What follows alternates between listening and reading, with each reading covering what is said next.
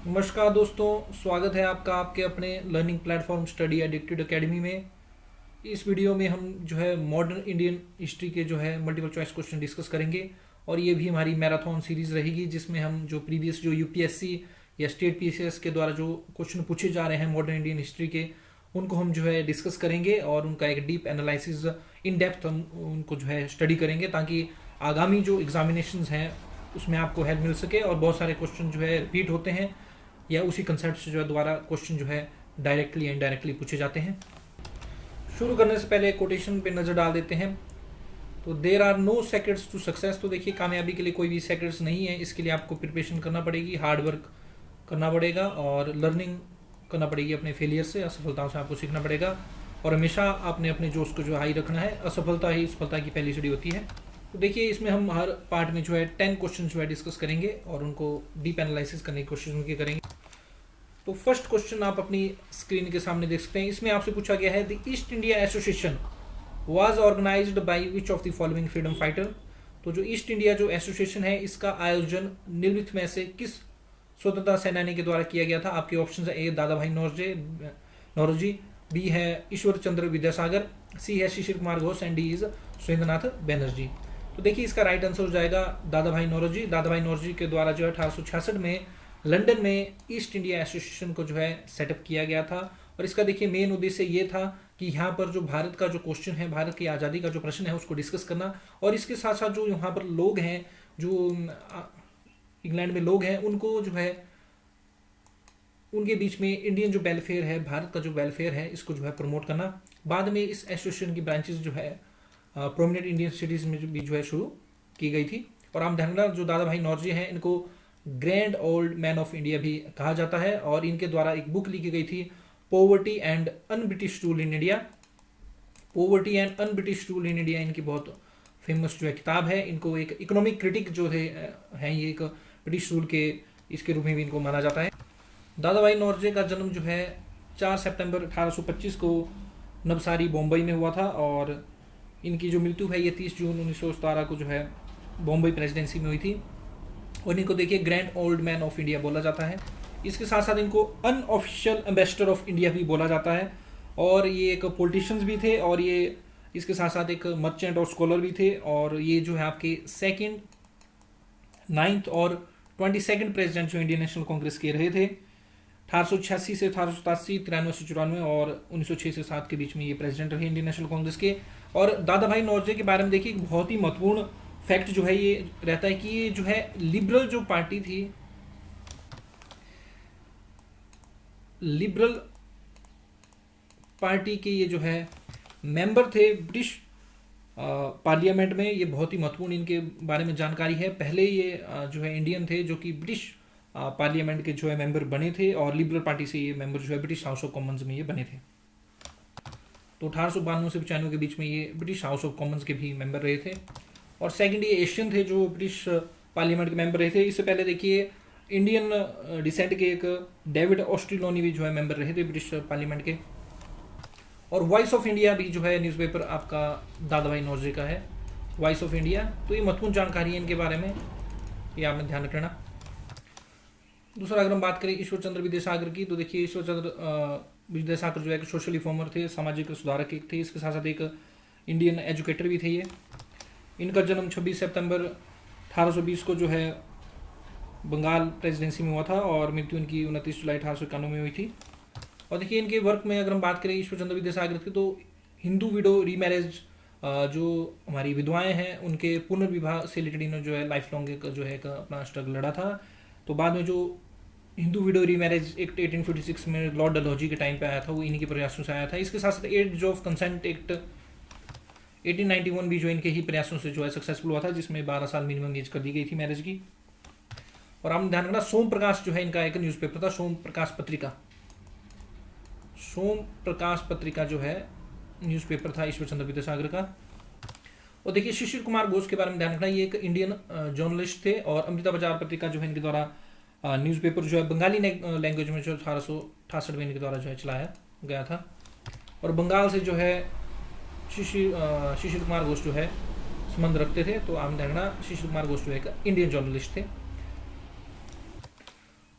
सुरेंद्र नाथ बैनर्जी की देखिए अगर हम बात करें तो सुरेंद्र नाथ बैनर्जी भी जो है हमारे एक इंडियन नेशनल फ्रीडम फाइटर थे, स्वतंत्रता जो है कि सेनानी थे, नेशनल लीडर थे, और इनके द्वारा बंगाली न्यूज़पेपर जो शुरू किया गया था। सुरेंद्र नाथ बैनर्जी को जो है राष्ट्रगुरु के नाम से जाना जाता है, father of nation, teacher of nation, sorry, Rashtraguru, राष्ट्रपिता महात्मा गांधी है और राष्ट्रगुरु सुरेंद्र नाथ बैनर्जी को जो है बोला जाता है। और ये देखिए इंडियन नेशनल कांग्रेस के one of the founding members में सुरेंद्र नाथ बैनर्जी जी थे। और इसके साथ साथ इनके द्वारा इंडियन नेशनल एसोसिएशन सेटअप की गई थी हिंदू और मुस्लिम्स की यूनिटी को प्रमोट करने के लिए। इसके साथ साथ जो गवर्नमेंट ऑफ इंडिया एक्ट 1990 था या मोंटागो चैम्सफोर्ड रिफॉर्म्स जो थे 1919 के, उसको इनके द्वारा जो है सपोर्ट किया गया था। इसके साथ साथ बाद में इनके द्वारा देखिए कांग्रेस को लेफ्ट कर दिया गया था और इंडियन नेशनल लिबरल फेडरेशन 1919 में जो है सुरेंद्र नाथ बैनर्जी के द्वारा जो है शुरू की गई थी। थोड़ा सा आपने देखिए और ध्यान रखना, सुरेंद्र नाथ बैनर्जी जो है एडिटर थे बंगाली न्यूज़पेपर के, लेकिन शुरू जो है इसको गिरीश चंद्र घोष के द्वारा जो किया गया था। आई मेक अ पार्डन, मैंने पहले बोल दिया, लेकिन आप ध्यान रखना गिरीश चंद्र घोष के द्वारा जो है बंगाली न्यूज़पेपर को जो शुरू किया गया था गिरीश चंद्र घोष के द्वारा 1862 में, और इसके एडिटर आपके सुरेंद्र नाथ बैनर्जी थे। और बंगाली जो है इंग्लिश लैंग्वेज में एक न्यूज़पेपर था। अगला प्रश्न देखिए आप अपनी स्क्रीन में देख सकते हैं, इसमें जो है कुछ स्टेटमेंट्स दी गई है regarding the Indian freedom struggle. 2 statements दी गई हैं, उसमें हमने बताना है कि कौन सी स्टेटमेंट जो है सही है। तो पहली स्टेटमेंट है the first session of the INC Indian National Congress was attended by 72 delegates. और दूसरी स्टेटमेंट है Kadambini Ganguly was the first women graduate of Kolkata university address the Congress session of 1890। तो भारतीय राष्ट्रीय कांग्रेस के पहले सत्र में 72 प्रतिनिधियों ने भाग लिया था और कोलकाता विश्वविद्यालय की पहली महिला स्नातक कंदामनी गांगुली ने 1890 में कांग्रेस सत्र को संबोधित किया था। तो देखिए दोनों स्टेटमेंट इसमें जो है ठीक हो जाएंगी। तो आप देखना इंडियन नेशनल कांग्रेस जो है 1885 में ए.ओ. ह्यूम के द्वारा जो है बनाई गई थी, और जो पहला जो सेशन था इसका गोकुलदास तेजपाल संस्कृत कॉलेज बॉम्बे में हुआ था, और उसको जो प्रिजाइड जो किया था उसके जो प्रेसिडेंट थे ये W.C. बैनर्जी जी थे। तो यहाँ पर आप देख सकते हैं फर्स्ट जो सेशन था इंडियन नेशनल कांग्रेस का, इसको 72 डेलीगेट्स ने अटेंड किया था, और इसको जो प्रिजाइड जो किया था या इसके जो प्रेसिडेंट थे ये उमेश चंद्र बैनर्जी जी थे। इसके बाद देखिए कांग्रेस जो है हर साल जो है दिसंबर महीने में जो है मिलती थी in different part of the country इस टाइम, और सेम जो कंस्टिट्यूंसी जो होती थी या सेम जो स्टेट होती थी उसका जो पर्सन जो उससे बिलोंग करते थे वो उसके। और देखिए अर्ली फेज में जो इनके जो प्रेसिडेंट जो रहे इसमें दादा भाई नौरोजी जो है 3 बार प्रेसिडेंट रहे हैं। इसके साथ बदरुद्दीन तैयजी, फिरोज शाह मेहता, पी आनंद चल्लू, सुरेंद्र नाथ बैनर्जी। सुरेंद्र नाथ बैनर्जी जी को राष्ट्रगुरु भी बोला जाता है, teacher of the nation. Umesh Chandra Dutt economic history of India के द्वारा बुक लिखी गई है। उसके साथ साथ आनंद मोहन बोस, गोपाल कृष्ण गोखले को पॉलिटिकल गुरु जो। इसके साथ साथ M.G. नामदेव, महादेव गोविंद नामदेव, बाल गंगाधर तिलक, शिशिर कुमार गर्ग, मोतीलाल घोष, मदन मोहन मालवीय, जी सुब्रमण्य अय्यर, C. वीरागमचैयर और दिनशा वाचा थे। और 1890 आम देना कंदामनी जो गांगुली थे ये फर्स्ट वुमेन ग्रेजुएट थे कोलकाता यूनिवर्सिटी के, जिनके द्वारा एडेस्ट किया गया था कांग्रेस सेशन को, जिसने सिम्बलाइज की गई थी commitment of the freedom struggle to give the women of India their due status in national life. Next question आप अपनी स्क्रीन में देख सकते हैं, इसमें आपसे पूछा गया है रिपन्स रेजोल्यूशन जो है रिलेटेड थी विच ऑफ द फॉलोइंग सेक्टर्स। तो रिपन का जो संकल्प या प्रस्ताव था नीचे दिए गए में से किस सेक्टर से जो रिलेटेड था।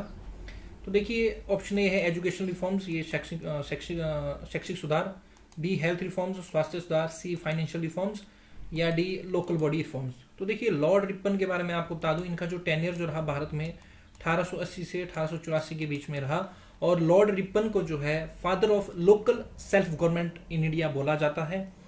जो पंचायती राज सिस्टम हमारी कंट्री में देखते हैं तो लोकल बॉडीज़ वही होती हैं जो पंचायत हैं, हमारी जो अर्बन लोकल बॉडीज़ हैं, म्यूनिसिपैलिटीज़ हैं, उनको लोकल बॉडीज़ बोला जाता है।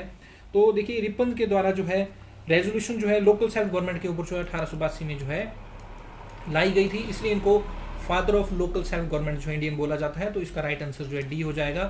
स्थानीय निकाय सुधार से रिलेटेड जो है रिपन रेजोल्यूशन 1882 की जो है रिलेटेड थी। इसके साथ साथ देखिए लॉर्ड रिपन के टाइम पे एजुकेशन कमीशन जो है सेटअप किया गया था अंडर दी विलियम हंटर। तो कई बार क्वेश्चन इस तरह से भी आ जाता है आपसे कि जो हंटर जो कमीशन था 1882 का ये किस चीज़ से रिलेटेड था। तो ये 1882 का जो हंटर जो कमीशन था ये एजुकेशन से रिलेटेड था। इसके साथ साथ फर्स्ट फैक्ट्री एक्ट 1881 का इनके समय में आया था। और देखिए वर्नाकुलर प्रेस एक्ट VPA जिसको बोलते हैं, वर्नाकुलर प्रेस एक्ट 1878 में जो है लॉर्ड लिटन के टाइम पे लाया गया था, लेकिन इसको रिपील या वापस जो है लॉर्ड रिपन के द्वारा 1882 82 में किया गया था। इसके साथ साथ इल्बर्ट बिल कंट्रोवर्सी इनके का जो टेन्योर है उसके दौरान की महत्वपूर्ण है। इल्बर्ट बिल कंट्रोवर्सी, तो इल्बर्ट बिल में क्या था, इसमें जो भारतीय जो जज थे, इंडियन जो जजेस थे, उनको सेम पावर्स देने की कोशिश की गई थी यूरोपियन जजेस की तरह। और इसमें प्रोविजन ये रखा गया था कि जो इंडियन जो जजेस हैं वो यूरोपियन जजेस को भी जो है ट्रायल कर सकते हैं, उनके भी मुकदमे जो है सुन सकते हैं। इसका जो विरोध है जो अंग्रेजी जो जज थे या अंग्रेज जो थे उनके द्वारा किया गया था, और इसको इल्बर्ट बिल कंट्रोवर्सी या व्हाइट म्यूटिनी भी बोला जाता है। 1883 में ये हुई थी। तो ये सारी चीज़ें आपने जो है याद कर लेनी है। तो देखिए, जो गवर्नमेंट ऑफ रिपन है उनके द्वारा डिजाइड किया गया था प्रोविंशियल गवर्नमेंट्स जो है इसी तरह का केस जो है लोकल बॉडीज में भी अप्लाई करें, जिस तरह का लॉर्ड मेयो के द्वारा फाइनेंशियल डिसेंट्रलाइजेशन में अप्लाई किया गया था। और देखिए, लॉर्ड मेयो को फादर ऑफ फाइनेंशियल डिसेंट्रलाइजेशन बोला जाता है, और जो लॉर्ड रिपन है उनको father of local self government बोला जाता है। तो ये आपने जरूर ध्यान में रख लेना। 1880 से 1884 तक इनका जो है टेन्योर था, ये बहुत ही महत्वपूर्ण है। देखिए, वायसरायज के जो टेन्योर है उनसे रिलेटेड क्रोनोलॉजी भी पूछ ली जाती है। अगला प्रश्न देखिए, यूपीएससी सिविल सर्विसेज 1995 में जो है पूछा गया है। इसमें ये पूछा गया है, in the interim government form in 1946। तो देखिए, 1946 में एक अंतरिम सरकार जो है बनाई गई थी। इसमें आपसे पूछा गया कि वाइस प्रेसिडेंट कौन थे एग्जीक्यूटिव काउंसिल के, तो जो कार्यकारी जो परिषद थी उसके उपाध्यक्ष कौन थे। तो इसमें आपके ऑप्शन है जवाहरलाल नेहरू, डॉक्टर एस राधाकृष्णन, सी राजगोपालचारी या डॉक्टर राजेंद्र प्रसाद। तो देखिए, इसका राइट आंसर हो जाएगा ए, जवाहरलाल नेहरू जो है आपके जो एग्जीक्यूटिव काउंसिल थी उसके वाइस प्रेसिडेंट थे। देखिए, जवाहरलाल नेहरू जी के बारे में थोड़ा सा जान लीजिए। जवाहरलाल नेहरू देखिए हमारे पहले प्रधानमंत्री थे, और इनको आर्किटेक्ट जो है बोला जाता है भारत की फॉरेन पॉलिसी का। इसके साथ साथ इनका जन्म देखिए 14 नवंबर 1890 को जो है इलाहाबाद में हुआ था, प्रेजेंटली प्रयागराज है। और इनकी मृत्यु 27 मई 1964 को जो है न्यू दिल्ली में हुई थी। जवाहरलाल नेहरू जी देखिए जो है इंडियन फ्रीडम फाइटर थे, नेशनल लीडर थे, सेकुलर देखिए इनका नेचर था, धर्मनिरपेक्ष थे। और देखिए, महत्वपूर्ण जो किताबें हैं जवाहरलाल नेहरू जी की, उसमें मेरी कहानी इनकी ऑटोबायोग्राफी है। इसके साथ साथ letters from a father to his daughter 1929 में इनके द्वारा बुक लिखी गई। मेरी कहानी एंड ऑटोबायोग्राफी 1936 में लिखी गई। उसके साथ साथ डिस्कवरी ऑफ इंडिया 1946 में इनके द्वारा किताब लिखी गई। और देखिए, काफ़ी रिच फैमिली से ये संबंध रखते थे। इनके पिताजी का नाम मोतीलाल नेहरू था, और इनकी जो एजुकेशन है ये इंग्लैंड में हुई थी, हैरो स्कूल इंग्लैंड में। डॉक्टर एस राधाकृष्णन या डॉक्टर सर्वपल्ली राधाकृष्णन का नाम आपने सुना होगा। तो ये हमारे फर्स्ट जो है वाइस प्रेसिडेंट थे इंडिपेंडेंट इंडिया के, पहले उपराष्ट्रपति थे आज़ाद भारत के, और दूसरे राष्ट्रपति ये बने थे 1962 से 67 तक। और डॉक्टर एस राधाकृष्णन जी का जन्म 5 सितंबर 1888 को थिरुटानी मद्रास प्रेसिडेंसी तमिलनाडु में हुआ था, और इनकी मृत्यु 17 अप्रैल 1975 को जो है मद्रास तमिलनाडु में हुई थी। और देखिए, सी राजगोपालचारी भी जो हमारे एक जो है इंडियन फ्रीडम फाइटर थे, नेशनलिस्ट लीडर थे, इसके साथ साथ राइटर भी थे ये। और इनका जन्म देखिए 1878 में 10 दिसंबर 1878 में थोरापल्ली मद्रास तमिलनाडु में हुआ था, और डेथ इनकी 25 दिसंबर 1972 को मद्रास तमिलनाडु में हुई थी। और ये जो है फर्स्ट जो है इंडियन थे जो कि गवर्नर जनरल रहे इंडिया के, लॉर्ड माउंटबेटन के बाद 1948 टू 1950। उसके बाद इस ऑफिस को अबॉलिश कर दिया गया। इससे पहले सारे ब्रिटिशर्स ही गवर्नर जनरल रहे थे। और सी राजगोपालचारी जो है आपके लॉयर थे बाय प्रोफेशन, और 1959 में इनके द्वारा स्वतंत्रता जो है पार्टी शुरू की गई थी। तो स्वतंत्रता जो पार्टी है इनके द्वारा शुरू की गई थी, और भारत रत्न भी जो है इनको दिया गया था। और देखिए, डॉक्टर राजेंद्र प्रसाद के बारे में आपको बताइए, ये हमारे पहले राष्ट्रपति थे इंडिपेंडेंट इंडिया के। और देखिए, डॉक्टर राजेंद्र प्रसाद जी का जन्म जो है जीरादेई बंगाल में जो है 3 दिसंबर 1884 को हुआ था, और इनकी मृत्यु जो है 28 फरवरी 1963 को पटना बिहार में हुई थी। और देखिए, ये 1950 से 1962 तक जो है डॉक्टर राजेंद्र प्रसाद जो है भारत के पहले राष्ट्रपति रहे, और प्रेसिडेंट ऑफ कॉन्स्टिट्यूएंट असेंबली, संविधान सभा के प्रेसिडेंट भी रहे। और देखिए, डॉक्टर राजेंद्र प्रसाद जी के द्वारा लिखी गई महत्वपूर्ण बुक है इंडिया डिवाइडेड। तो इंडिया डिवाइडेड महत्वपूर्ण बुक है डॉक्टर राजेंद्र प्रसाद जी के द्वारा। तो हम देखना, सी राजगोपालचारी जो है इंटरिम गवर्नमेंट में head of department of education थे। डॉक्टर राजेंद्र प्रसाद जो head of department of food and agriculture थे इन दी एग्जीक्यूटिव काउंसिल। और देखिए, मेंबर जो थे इंटरिम गवर्नमेंट के और members of the viceroy executive council. तो जितने भी मेंबर्स इंटरिम गवर्नमेंट के थे वो मेंबर थे वाइसराय एग्जीक्यूटिव काउंसिल के, और वाइसराय कंटिन्यू था हेड ऑफ द काउंसिल का। और जवाहरलाल नेहरू को डेजिग्नेट किया गया था as a vice president of the council. और देखिए आपने ध्यान में रखना, इंडिया डिवाइडेड जो बुक है मैंने आपको अभी बताया, डॉक्टर राजेंद्र प्रसाद जी के द्वारा लिखी गई किताब है। इसी से मिलती जुलती जो है बुक्स हैं आपकी अनहैप्पी इंडिया, बहुत महत्वपूर्ण किताब है अनहैप्पी इंडिया। तो अनहैप्पी इंडिया जो बुक है ये लाला लाजपत राय के द्वारा, लाला लाजपत राय जी के द्वारा जो लिखी गई है। इसके साथ साथ इंडियन स्ट्रगल, इंडियन स्ट्रगल जो बुक है इसको सुभाष चंद्र बोस जी के द्वारा जो है लिखा गया है। A nation in making Surendranath Banerjee ji की जो है बुक है। तो ये थी देखिए इंटरिम गवर्नमेंट 1946 की। इसमें Jawaharlal Nehru ji external affairs commonwealth relations के थे, Sardar Vallabh Bhai Patel home information broadcasting, doctor Rajendra Prasad food and agriculture, doctor John Matthai industries and supplies, Jagjivan Ram labour, Sardar Baldev Singh defence, CH Baba works mines and power, Liaquat Ali Khan finance थे। और आप थोड़ा सा ध्यान रखना, लियाकत अली खान जो है फाइनेंस थे इंडियन गवर्नमेंट में, और इनके द्वारा जो है फाइनेंशियल मैटर्स में जो है अड़चन डाली जा रही थी। उसके बाद आपको बताया two nation theory Mohammad Ali Jinnah ji की थी। उसके बाद पार्टीशन के बाद जो पाकिस्तान जो है इंडिया से जो अलग हो गया था, तो ये थोड़ा सा आपने याद रख लेना। इसके साथ Abdul Rab Nishtar post and air, Asaf Ali railways and transport, C Rajagopalachari education arts, I Chundrigar commerce, Ghazanfar Ali Khan health and Jogendra Nath Mandal law.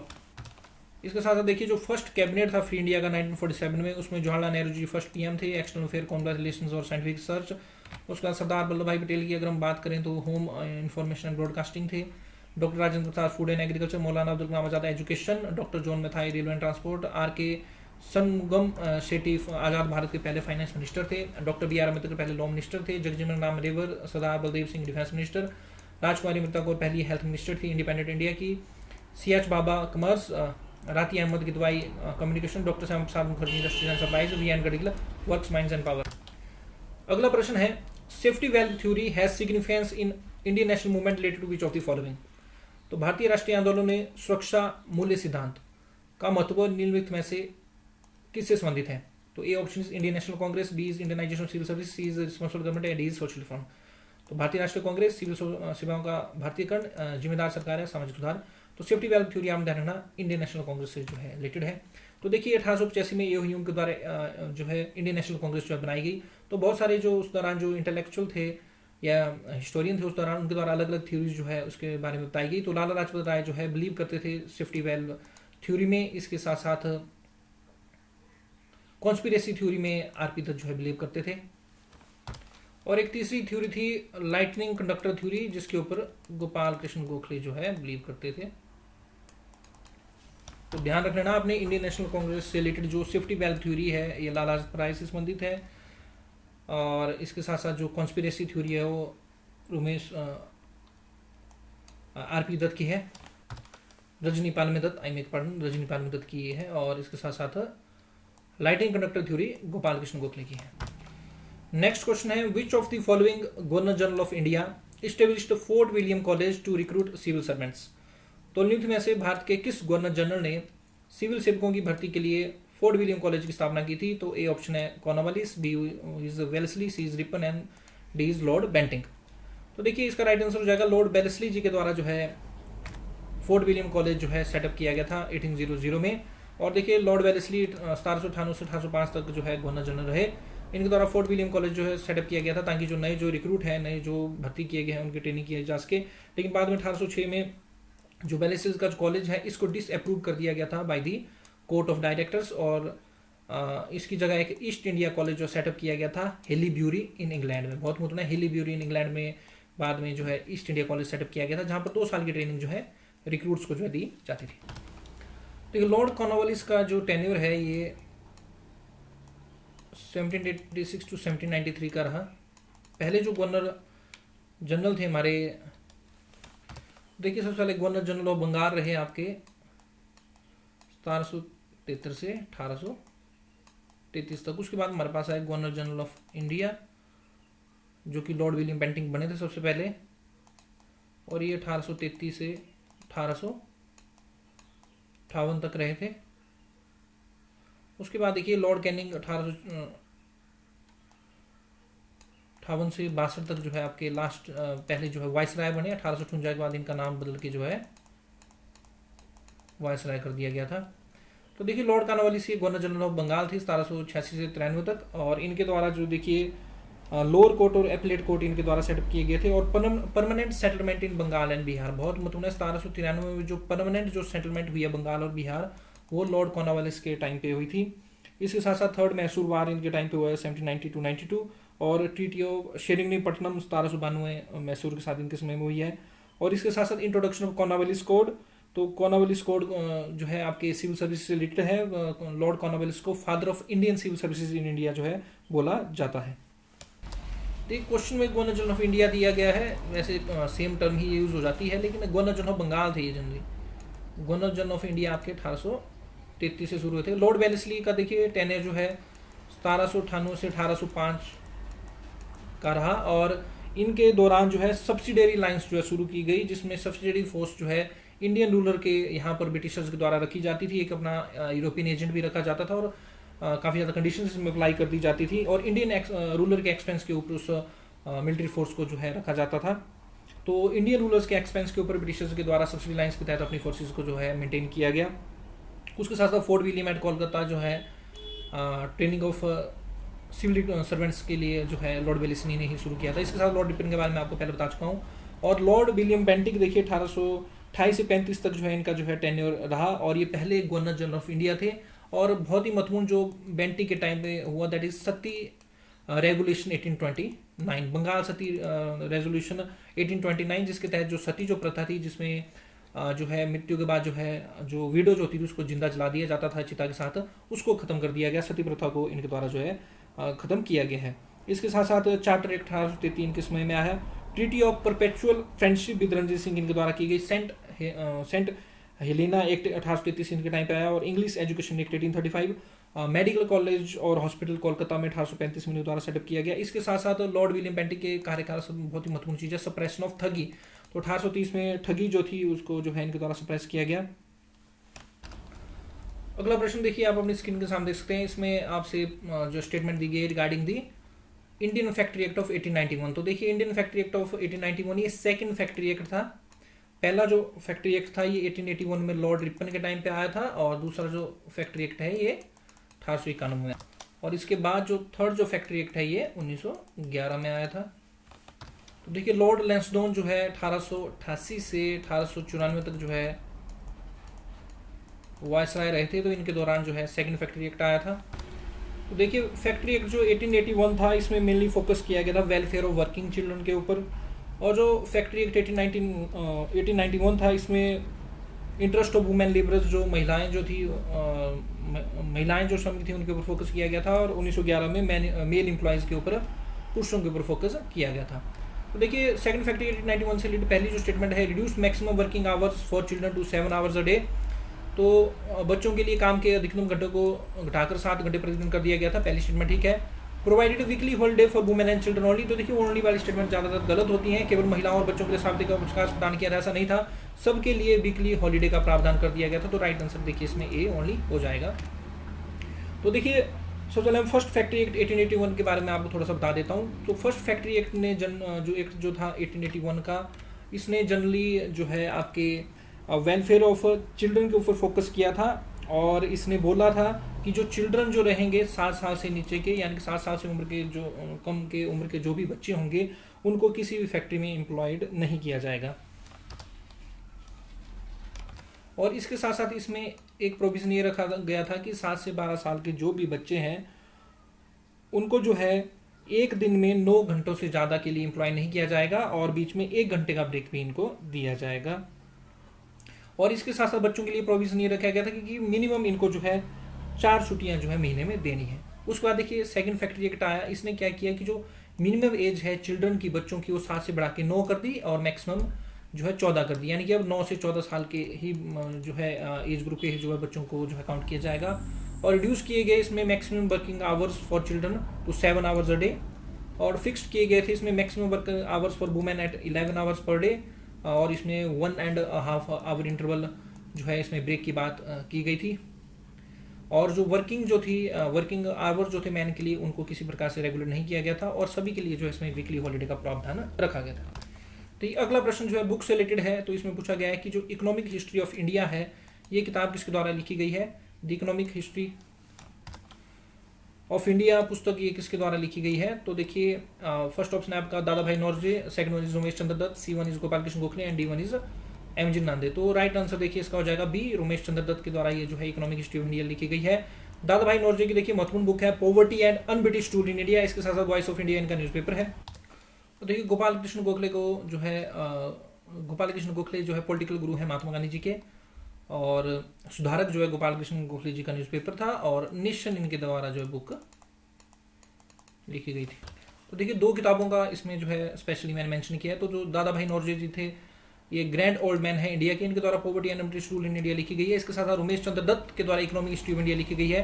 तो जो इकोनॉमिक ड्रेन की जो थ्योरी है कि ब्रिटिशर जो है भारत को जो है लूट रहे थे, हमारी इकोनॉमी को एक्सप्लॉइट कर रहे थे, ये इन दो किताबों में मेंशन किया गया था। सबसे पहले इकोनॉमिक ड्रेन थ्योरी दादा भाई नौरोजी द्वारा पुट फॉरवर्ड की गई थी। और देखिए नेट जो एक्सपोर्टर से जो इंडिया नेट इंपोर्टर बन चुका है। अब हम सिर्फ रॉ मटेरियल एक्सपोर्ट करते हैं और फिनिश्ड गुड्स जो है ब्रिटिशर्स के उनको हम इंपोर्ट करते हैं। ये जो है इन किताबों में जो है बताया गया था। इसके साथ गोपाल कृष्ण गोखले, जी सुब्रमण्यम अय्यर और पृथ्वी चंद्र राय ये भी इकोनॉमिक क्रिटिक थे ब्रिटिश रूल के इंडिया में। तो इनके द्वारा ही, इसके साथ साथ justice M G Mahadev Govind Ranade ji हैं, इनके द्वारा भी जो है जो इकोनॉमिक ये क्रिटिक रहे, और इनके द्वारा ट्रू जो नेचर था ब्रिटिश रूल का इंडिया में उसको मासिस आम लोगों के सामने लाया गया था। अगला देखिए थोड़ा आर्ट एंड कल्चर से मैंने क्वेश्चन डाला गया है। इसमें आपसे पूछा गया है कि एप्लीक्यू या और पिपली।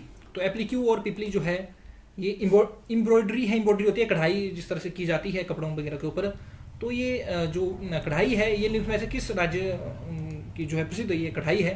तो देखिए ऑप्शन है तेलंगाना, केरला, कर्नाटक, उड़ीसा। तो राइट आंसर है इसका उड़ीसा। उड़ीसा की ये जो है एम्ब्रॉयडरी है, ये कढ़ाई की ये जाती है, और पीपली विलेज इन उड़ीसा में ये की जाती है एप्लीक्यू। और देखिए आज का अंतिम प्रश्न अगेन आर्ट एंड कल्चर से है। मोहिनीअट्टम और मोहिनीअट्टम जो नृत्य है ये किस स्टेट से संबंधित है? तो ऑप्शन है कर्नाटक, तमिलनाडु, आंध्र प्रदेश और केरला। तो देखिए आंध्र प्रदेश का है कुचिपुड़ी। तो कुचिपुड़ी आंध्र प्रदेश का फेमस जो है आपका डांस है। भरतनाट्यम तमिलनाडु का है, और केरला का जो है हमारा मोहिनीअट्टम है। और सत्रिया डांस आपने ध्यान में रखना, ये असम का जो है फेमस डांस है सत्रिया डांस। तो देखिए मोहिनीअट्टम में जो लॉर्ड विष्णु जी के द्वारा जो है मोहिनी जो अवतार लिया गया था, फीमेल अवतार, ताकि वो जो राक्षस से जो दानव थे उनको अपनी तरफ अट्रैक्ट कर सके और उनको अमृत पीने से वंचित रख सके। ऐसी एक स्टोरी इनके बारे में है। तो इससे रिलेटेड ये जो है मोहिनीअट्टम ये डांस है, और ये फीमेल अवतार ऑफ लॉर्ड विष्णु की बताता है। इसके साथ साथ जो अलग और जो फेमस डांसेस हैं केरला के, इसमें कथकली भी बहुत ही महत्वपूर्ण फेमस डांस है आपका केरला का। So that's the end of this video friends. तो ये भी हमारी मैराथन सीरीज रहेगी, और इसमें हम इसी तरह से डीप एनालिसिस करेंगे। और आप मेरी वीडियोस देखने के बाद जब भी एग्जामिनेशन में जाएंगे तो आप डायरेक्ट क्वेश्चन जो है यहाँ से देखेंगे, और काफ़ी ज़्यादा हेल्प ये आपको एग्जामिनेशन में करेगा। तो आप ज़्यादा से ज़्यादा देखिए, हमारे चैनल को लाइक, सब्सक्राइब और शेयर करते रहिए, बिकॉज आपसे ही हमें मोटिवेशन मिलती है, और दूसरों भी हमें हेल्प करनी चाहिए, because we rise by lifting others. Thanks very much for listening. जय हिंद, जय भारत।